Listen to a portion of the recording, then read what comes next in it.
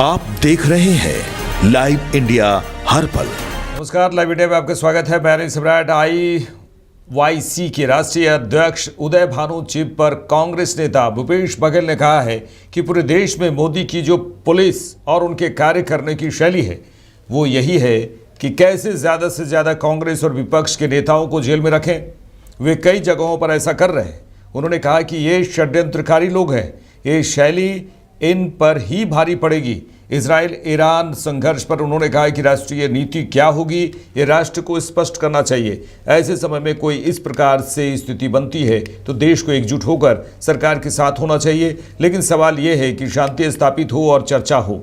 जिस प्रकार से शक्तिशाली देश कमजोर देशों पर कब्जा करके उनके प्राकृतिक संसाधनों का दोहन कर रहे हैं, उसके खिलाफ आवाज बुलंद करनी होगी। देखिए, पूरे देश में जो मोदी की जो पुलिस है और उसके कार्य करने की जो शैली है वो यही है कि कैसे ज्यादा से ज्यादा कांग्रेस या विपक्ष के नेताओं को यदि एक बार कहीं गिरफ्तारी हुई तो ज्यादा से ज्यादा दिन जेल में कैसे रखें, कस्टडी में कैसे रखें, ये उनकी मास्टरी हो गई है। क्योंकि अनेक जगह वो ऐसी कर रहे हैं और हम उसकी कार्यशैली को अच्छे से पहचानते हैं। तो ये 6 तारीख तक रोके हैं, फिर और कोई केस बना के किसी में और डालने की कोशिश करेंगे। ये षड्यंत्र, ये बेसिकली षड्यंत्रकारी लोग हैं, चाहे आरएसएस की, चाहे बीजेपी का हो, चाहे मोदी और शाह का हो। ये इनके काम करने की शैली है, लेकिन ये शैली इन पर ही भारी पड़ेगा। इजराइल और ईरान के बाद से देर रात युद्ध हुआ, उसके बाद जो वहाँ के सुप्रीम लीडर हैं उनकी मृत्यु हुई। किस तरह से भारत की पोजीशन को देखते हैं, क्योंकि दो दिन पहले ही इजराइल से भारत के प्रधानमंत्री लौटे। देखिए, राष्ट्रीय नीति क्या होगा ये देश सरकार को स्पष्ट करना चाहिए। क्योंकि ऐसे समय में जब कोई इस प्रकार से स्थिति बनती है तो देश को एकजुट होकर सरकार के साथ होना चाहिए। लेकिन सवाल इस बात का है कि शांति की पहली बहाली हो, शांति पहले स्थापित हो, चर्चा हो, क्योंकि कोई भी समस्या चर्चा से ही संभव हो सकता है। लेकिन जिस प्रकार से दुनिया में जो शक्तिशाली देश हैं वो कमजोर देशों को कब्जा करके उसके प्राकृतिक संसाधन को दोहन करने का जो षड्यंत्र, कब्जा करने के जो षड्यंत्र चल रहा है, उसके खिलाफ तो आवाज बुलंद करनी होगी। LJP-R की बैठक पर केंद्रीय मंत्री चिराग पासवान ने कहा कि राज्यसभा के लिए नामांकन की प्रक्रिया चल रही है। ऐसे में हमारे 19 विधायकों की भी एक अहम भूमिका है। उसको लेकर भी गठबंधन के भीतर बातचीत हो रही है। तमाम विधायकों के साथ उसको साझा करके पार्टी अपनी रणनीति बनाकर आगे चले। ऐसे कई विषय हैं जिसको लेकर तमाम विधायक बैठेंगे। नहीं, ये तो निरंतर प्रक्रिया का हिस्सा है। विधायकों के साथ सदन में जिस तरीके से विधानसभा का सत्र चला उसमें सबका क्या अनुभव रहा। अधिकांश पहली बार विधानसभा में पार्टी का पक्ष रखने का काम कर रहे थे, तो सदन की कार्यवाही में किस तरीके से क्या उनका एक्सपीरियंस रहा, ये तमाम बातें साझा करने के लिए स्वाभाविक है आने वाले दिनों में राजनीतिक दृष्टि से भी कई रणनीतियां बनाने की जरूरत है। राज्यसभा के लिए नामांकन की प्रक्रिया चल रही है। ऐसे में हम लोग के 19 विधायकों की भी एक अहम भूमिका है। उसको लेकर भी गठबंधन के भीतर जो बातचीत हो रही है वो तमाम विधायकों के साथ उसको भी साझा कर पार्टी भी अपनी रणनीति बनाकर आगे चले। तो ये कई ऐसे विषय हैं जिसको लेकर आज तमाम विधायक बैठेंगे। नीतीश जी का जन्मदिन है, उनको ढेर सारी बधाई, ढेर सारी शुभकामनाएं। मैं हाजीपुर जा रहा हूं, प्रयास करूंगा कि शाम तक समय से रहा तो व्यक्तिगत मुलाकात कर भी उनको शुभकामनाएं दूंगा। पर स्वस्थ रहें और जिस खूबसूरती से प्रदेश का वो नेतृत्व कर रहे हैं उनके इस अनुभव का लाभ प्रदेशवासियों को मिलता रहे। पूर्वी चंपारण जिले के मोतिहारी शहर में फर्जी कागजात के आधार पर सरकारी दस्तावेज तैयार किए जाने की सूचना पर जिला प्रशासन ने बड़ी कार्रवाई की है।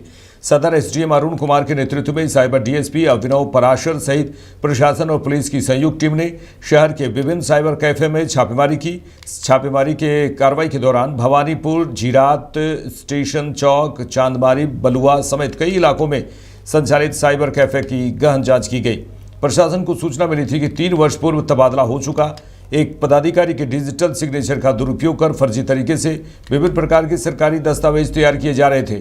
सूचना मिलते ही एसडीएम ने इसकी जानकारी जिलाधिकारी को दी, जिसके बाद विशेष छापेमारी टीम का गठन किया गया।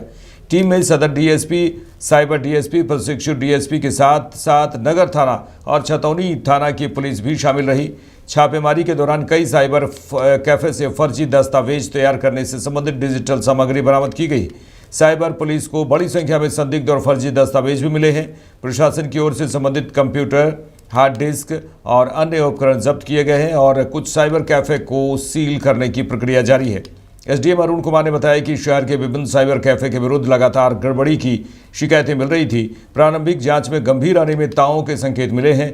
पूरे मामले की विस्तृत जांच की जा रही है और दोषियों के खिलाफ सख्त कार्रवाई की जाएगी। फिलहाल छापेमारी टीम जांच और जब्ती की प्रक्रिया में जुट गई है। मामले के सामने आने के बाद शहर में हड़कंप की स्थिति है। शहर में और कई जगहों पे सर छापेमारी की गई है। जो भी एविडेंसेस यहाँ पे मिले, डॉक्यूमेंट्री एविडेंस और कंप्यूटर और मोबाइल, सबको सीज किया जाएगा और इन सबको फिर ऑफिसर भेजा जाएगा और उसके बाद जो वहाँ से जो रिपोर्ट मिलती है उसको देख के फिर आगे अनुसंधान किया जाएगा। सर शहर में एक साथ कई जगहों पे कई साइबर कैफों में छापेमारी चल रही है सर। हाँ, कहीं और जगह पे जहाँ पे ऐसी हमको सूचना मिली थी तो वहाँ पे भी छापेमारी की गई है और आगे भी ऐसी छापेमारी की जाएगी कि कहीं कोई किसी डॉक्यूमेंट्री चीज़ का मिसयूज़ तो नहीं हो रहा है कहीं, तो ऐसी खबरें मिलती रहती हैं तो ऐसे निरंतर छापेमारी इन चीज़ों के लिए चलती रहेगी। देखिए, दस्तावेज तो काफ़ी संदिग्ध बरामद हुए हैं और इनके सिस्टम में भी आप देख सकते हैं कि एडोब फोटोशॉप वगैरह का धड़ल्ले से इस्तेमाल हो रहा है। इस तरह के जो कागजात हैं वो यहाँ जनरेट किए जा रहे हैं। कलर प्रिंट आउट निकाल के उन पर अपना हैंड रिटन, ये दो सेम डॉक्यूमेंट्स हैं, उन पर एंट्री अलग पाई गई।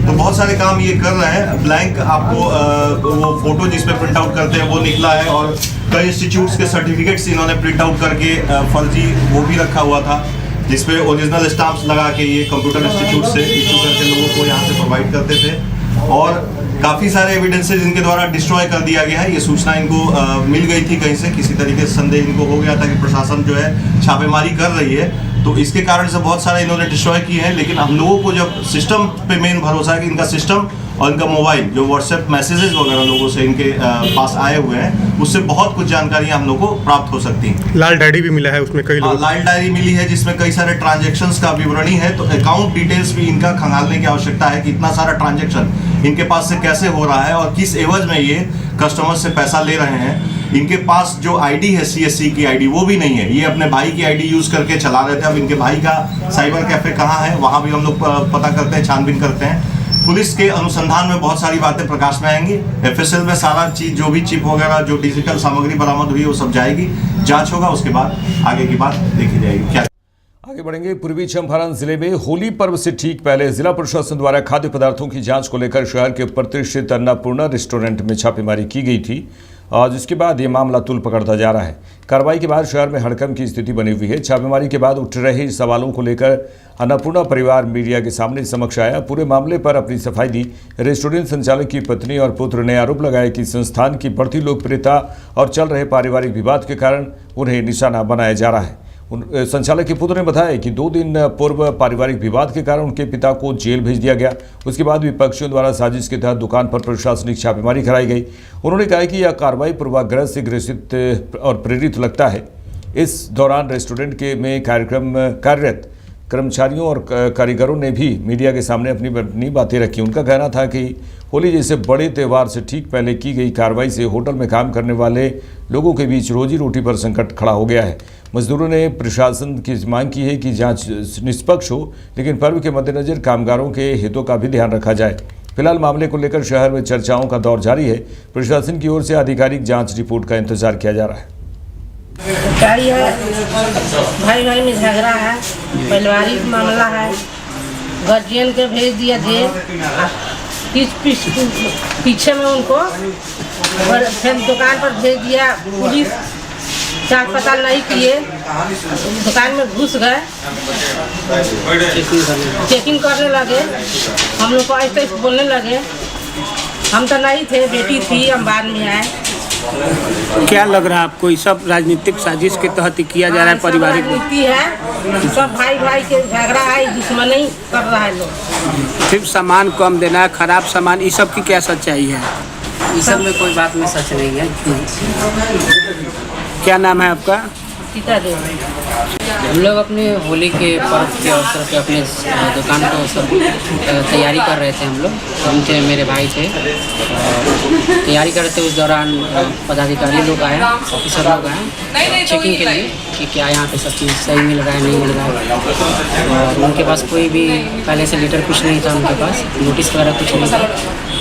हम लोगों ने कॉपरेट किया, हम लोग अपना सारा जो भी जहाँ जो बनता है वो दिखाया। हम लोगों ने उनको सैंपल चाहिए था, हम लोग सैंपल भी दिया, सैंपल में कोई दिक्कत नहीं रहा। और जो भी उन्होंने देखने को कहा हमने सब दिखा दिया अपनी तरफ। और बिना किसी रीज़न के उन्होंने सील करने का आदेश देने लगे अपने ऑफिसर लोग को कि इनका सील किया जाए। हम लोगों ने रीज़न पूछा कि क्या रीज़न है, रीज़न बताइए। तो उन्होंने कोई रीज़न नहीं दिया, बोला कि अभी टेम्प्रोरी सील करना है हम लोग को, क्योंकि सैंपल अभी जा रहा है, अभी टेस्ट करके आएगा तभी हम लोग बता पाएंगे कि सील करना है प्रॉपर कि नहीं करना है परमानेंट। हम लोगों ने सवाल किया, चैम्बर ऑफ कॉमर्स भी आए थे, वहाँ से मेंबर्स आए थे बहुत सारे, उन लोगों ने भी सवाल किया कि भाई ऐसा क्यों है कि सैंपल जब तक रिजल्ट आएगा नहीं ख़राब कुछ, आप कैसे सील कर सकते हैं।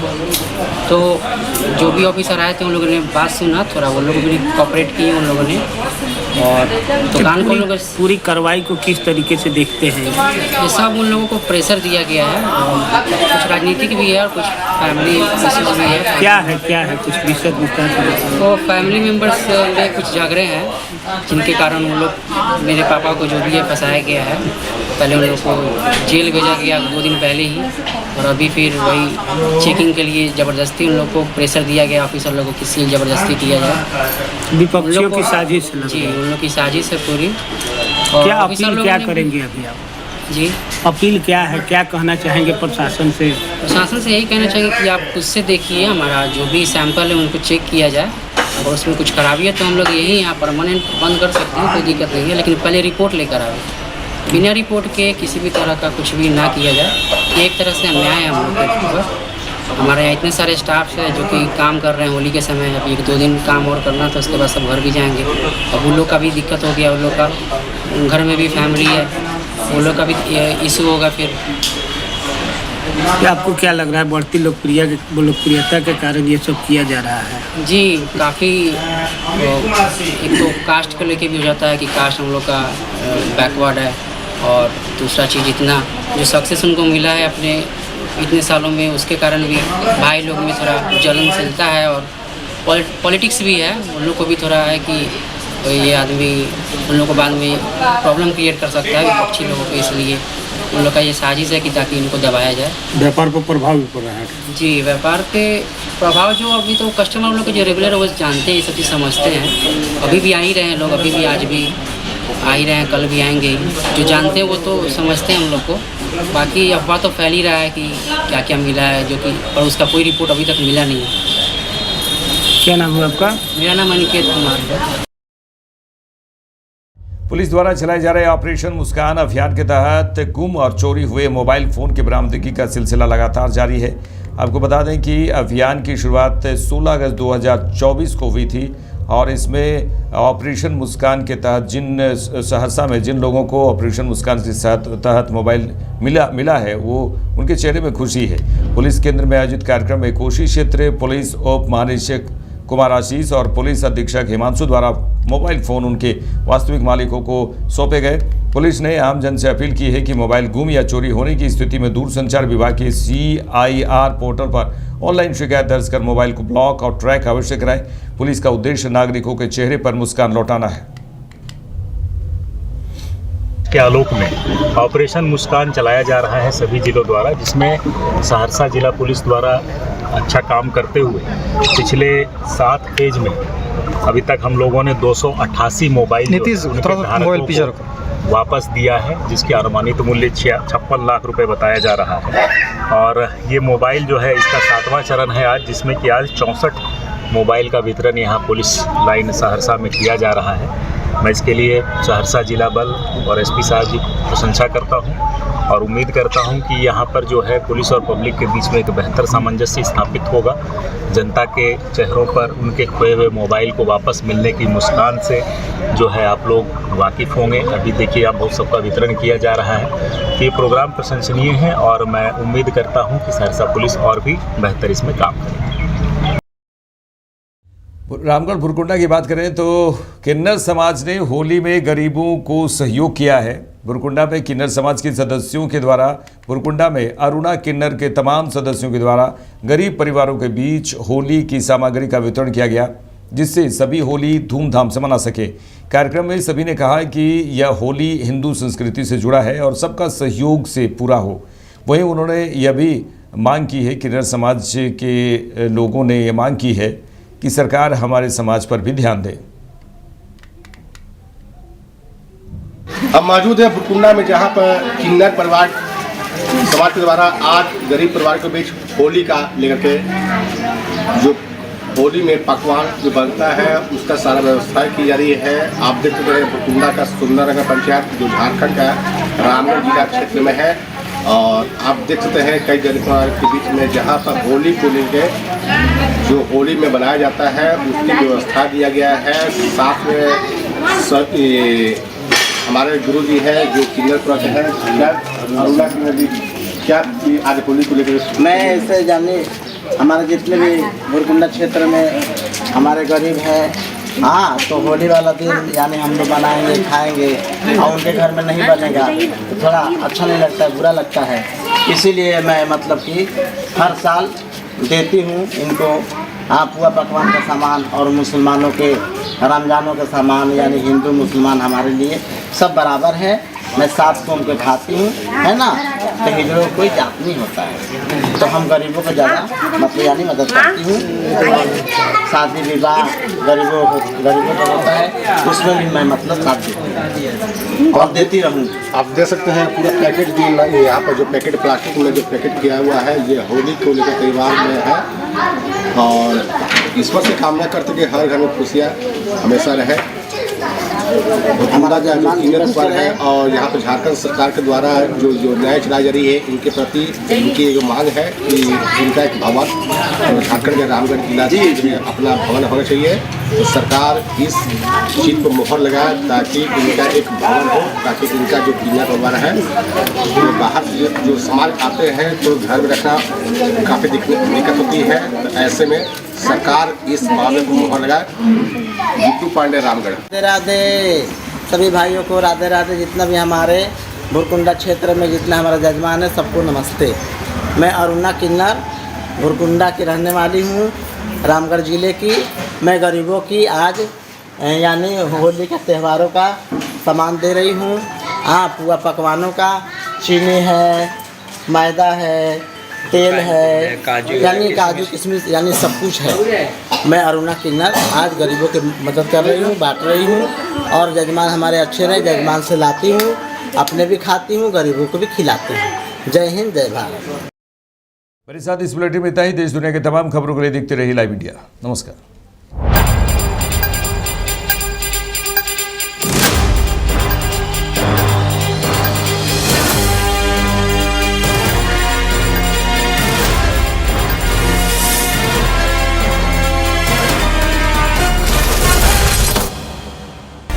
आप देख रहे हैं लाइव इंडिया हर पल।